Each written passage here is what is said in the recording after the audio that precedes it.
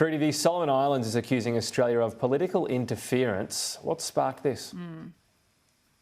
Tom, this was sparked by an offer from Australia to actually fund the country's upcoming elections next year. The Sogavare government is currently attempting to delay the elections, and the justification for this is that they believe they can't actually afford to pay for the elections so close to the Pacific Games, which are also due to be held next year. Yesterday, Foreign Minister Penny Wong publicly confirmed that Australia had offered to provide financial assistance for the elections. She says Australia has been a long supporter of democracy, and that is part of the justification for this. But there's been a pretty fierce reaction from the Sogavare government, which you'll recall inked that security deal with China all those months ago. Now, the Sogavare government believes because this is currently before the country's parliament, that Australia is attempting to interfere with this process before we've actually seen a vote to delay the election. In a statement, the Sogavare government says, quote, "This is an assault on our parliamentary democracy and is a direct interference by a foreign government into our domestic affairs."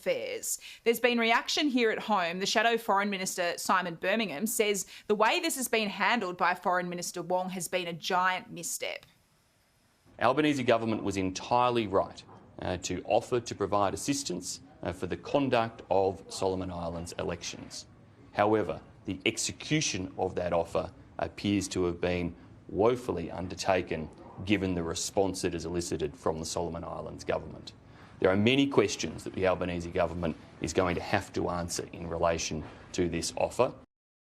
Well, look, we want a good relation with our Pacific neighbours, and I'm very much looking forward to hosting Prime Minister Sogavare. I'll be hosting him at the Lodge for dinner in just a few weeks' time in October.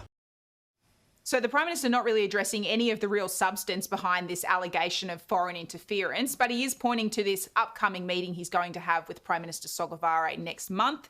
The opposition believe there is still questions here, particularly, Tom, about when the government decided to provide this funding and also whether a heads up was provided to the Solomon Islands prior to this being made public domestically here in Australia. So I'm told that the Foreign Minister is not going to address this today on her own, but potentially we could see this as a flashpoint in Senate question time.